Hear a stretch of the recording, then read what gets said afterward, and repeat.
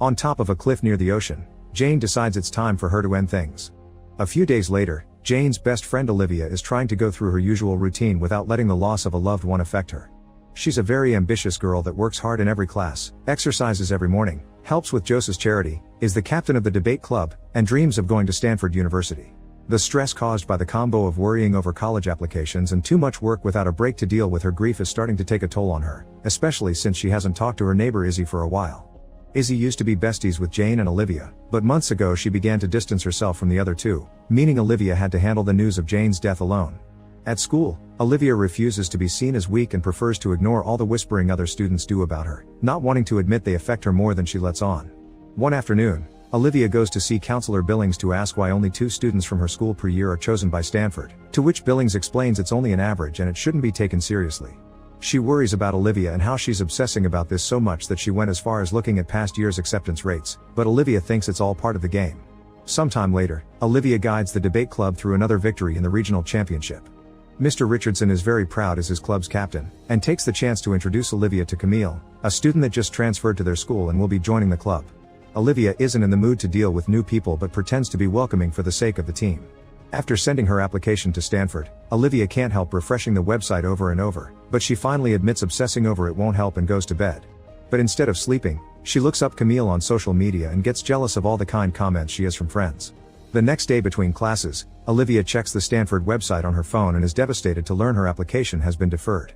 This news is starting to push her into a breakdown that she bottles up and causes her to suddenly see Jane in the middle of the corridor. Her body can't take all these sudden emotional punches anymore, and Olivia ends up in the bathroom throwing up. Camille is in the bathroom as well, and while she doesn't say anything, Olivia feels like karma is making fun of her.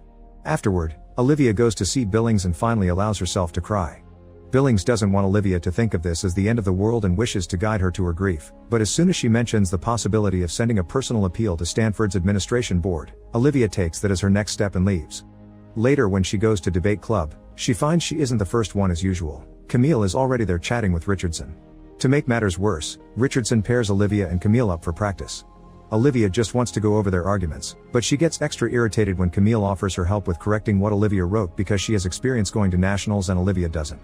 Camille thinks the team would benefit from her leadership skill too, and this comment triggers an anxiety attack in Olivia that makes her pass out. When she wakes up a moment later, Olivia can see Jane standing around again, but another bad news is coming. Richardson can see she isn't doing well and needs to rest, so she won't be coming to this weekend's tournament. Incredibly frustrated, Olivia rushes to her car to yell her anger out. Izzy sees her and in her worry, she pushes herself to offer Olivia a ride. When they get home, Olivia tries to get out of the car after a quick thanks, but Izzy wants to do better and hugs her while crying and admitting she misses Jane too. The following day at school, Olivia overhears Camille saying that she's filling in as captain this weekend, but she's pretty sure Richardson's going to make it permanent because Olivia's too sick to function.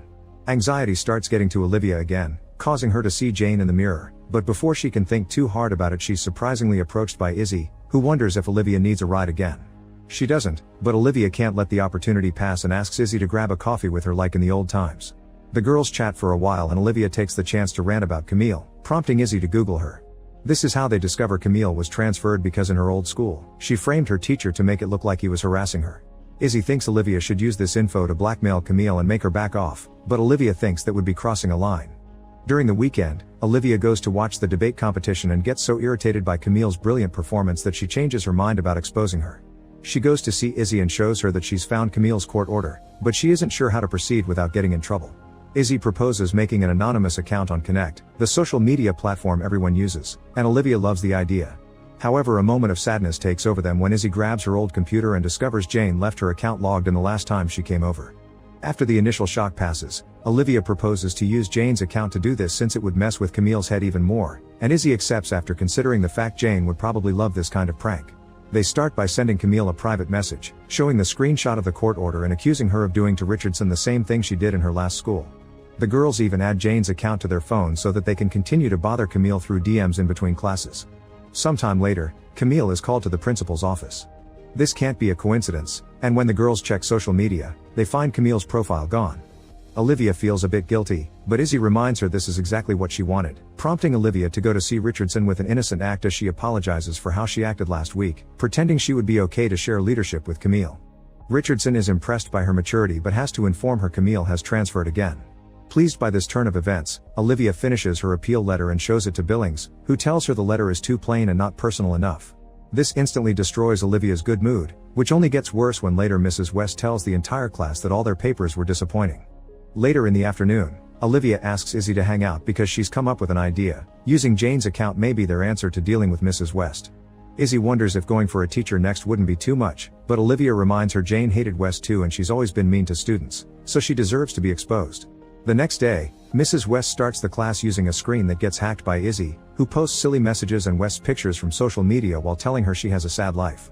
The entire class begins laughing and West loses her mind, checking every student's computer to find the prankster as she calls them names. Olivia records the whole deal with her phone, including the moment when West accidentally hits a student with her elbow. The girls post the video on Jane's account and it immediately goes viral, causing West to end up in a scandal and delete her account too. The following morning, Olivia watches with satisfaction West leave the school with her things because she's been fired. The next time she sees Jane in the corridor, she isn't scared anymore, because she thinks her friend is proud. When Principal Rhodes comes to the classroom to ask for details about what happened, Olivia tells her everyone saw the same thing. The prank was rude but harmless, so West overreacted in quite a scary way. Later, Olivia and Izzy discover Jane's account has gained an insane amount of followers, which would have made Jane very happy. The idea of this much power is incredibly exhilarating, and the girls decide to use Jane's account to post about a bunch of things they see in school every day, embarrassing and cyberbullying random students by using the ghost of their dead friend. Things only get weird when a post on Jane's account appears that neither Izzy nor Olivia remembers making, but since both swear they never gave anyone the password, they blame it on a moment of distraction. Sometime later, Olivia finds Izzy hanging up a Stanford flag because she was accepted by them. Izzy feels bad that she could get in but Olivia didn't, but Olivia swears it's fine. As soon as Izzy is gone though, Olivia starts crying and sees Jane appear to pull the flag down. Olivia immediately puts it back up, but this moment can't leave her mind, and when the next debate competition comes, she's too anxious to perform well and they lose. In the evening, Izzy visits Olivia with a bottle of wine. After hanging out for a while, Izzy confesses she came to ask Olivia to come to a party with her because she needs moral support since the party is thrown at her ex's house. Olivia accepts after some hesitance, and as soon as they arrive there, they notice Izzy's ex has already moved on and is flirting with Josa, who everyone thinks is niceness incarnate. Izzy doesn't agree. She thinks Josa is always flirting with everyone, including taken boys, and that she secretly has an addiction problem. When Josa tries to say hi to Olivia, Izzy gets jealous and rudely sends her away before dragging Olivia to the bathroom to rant about her. To Olivia's shock, Izzy has also brought some illegal junk, and Olivia convinces her not to use it by proposing to put it in Josa's drink, that way everyone will think she isn't that innocent. Izzy loves the idea and puts the junk in a bottle of juice that she brings to Josa with a fake apology, proposing a toast to make her drink. The juice allows Josa to loosen up and dance with everyone like crazy. When the girls finally take a break, Olivia admits to Izzy this is the happiest she's been in months, and Izzy apologizes for having avoided Olivia and Jane for a while. Both of them are delighted to be friends again, but this cute little moment is interrupted when Josa reacts badly to the juice and passes out. Among the worried crowd, Olivia swears she can see Jane recording it all. Some hours later, Olivia's phone explodes with notifications because the video of Josa passing out is going viral on Jane's account. Both Olivia and Izzy swear they didn't post it. In fact, neither of them remembers even recording it. Olivia thinks they shouldn't post any more until this blows over, but Izzy has had enough and deletes Jane's profile. When Olivia returns home, she ignores her parents' worry and flees to her room, where she can see Jane sitting at her computer. The next morning, Izzy and Olivia notice someone has somehow reactivated Jane's account. They also learn nobody in the school believes Josa's drink had something in it. They think she did it to herself. Izzy tries to close Jane's account again, but no matter how hard she tries, it keeps coming back. Thus Olivia asks her to ignore it and work on their story so they match. When Rhodes asks Olivia to come to her office for some questions, she swears she didn't see anything strange at the party and that she hasn't interacted with Jane's account since she died, a lie that is encouraged by Jane appearing in the office asking her for secrecy. On her way out, Olivia overhears Rhodes talking to a computer expert on the phone, asking them to get the IP addresses behind Jane's account. Thinking this may be what finally brings her down, Olivia runs out of the building in tears, and she can't help seeing Jane's face on every person outside before passing out. Izzy finds her and takes her to her house to help her recover. Then Olivia takes the chance to tell her about the IP hunt, which prompts Izzy to think they should come clean to hopefully keep the scandal down. Olivia refuses because she thinks coming clean will make her lose her chances at Stanford, and comes up with an idea. She goes to Izzy's dad's office to check the router with a VPN site, only to find a bunch of Stanford merch that makes her wonder if Izzy got in thanks to knowing the right people. When Izzy finds her, Olivia's irritation makes her lie and tell her there's nothing to worry about because she's confirmed her parents use a VPN service, so their IPs are safe. The following day, Olivia decides to go for coffee and bumps into Camille, who wants a moment to apologize for her attitude during the club meetings. When she transferred, she hadn't been in a good mental state because in her previous school, a teacher harassed her, but the faculty covered it all up and made it look like her fault. Guilt suddenly overwhelms Olivia and makes her see Jane again, so she rushes to hide in the bathroom to have a breakdown as she now sees Jane in her own reflection, causing her to break the mirror in anger. When she returns home, Olivia deletes all the posts she made on Jane's account while Jane watches her. The next day, Izzy approaches Olivia to mention Josa got into Stanford, making her wonder if Olivia didn't pull the party trick on purpose. Olivia swears she didn't, and after Izzy is gone, she takes out her computer to write an email to Rhodes saying Izzy is behind Jane's account. However, she can't bring herself to send it and abandons the idea. In the afternoon, Olivia is getting ready for another debate competition when she gets a call from Izzy, who is furious because she's learned the VPN excuse had been a lie and noticed Olivia deleted all of Jane's posts. This makes her think Olivia is planning to blame her for everything, so Izzy will call Rhodes and confess first. Refusing to be caught, Olivia decides to drive all the way to Izzy's to try to convince her not to confess, but Izzy's done with her, accusing her of hiding behind Jane's ghost instead of dealing with her problems. When Izzy takes out her phone to call Rhodes, Olivia jumps on her to stop her, and the girls end up falling into the pool to fight over the device. Olivia's obsession with winning makes her push Izzy so hard underwater that the poor girl ends up drowning. While she cries her heart out in grief, Olivia's smartwatch reminds her of the incoming competition, so she puts herself together and comes up with a plan. After putting 2 bricks in Izzy's pockets, Olivia leaves her body in the middle of the pool to make it look like she did it herself. Then she showers and changes into a dress she grabs from Izzy's closet, always making sure to clean up any proof of her presence in the house. Lastly, she grabs Izzy's computer and posts on her account, making it look like Izzy's confessing she's been using Jane's account and that understanding the harm she's caused has made her end things.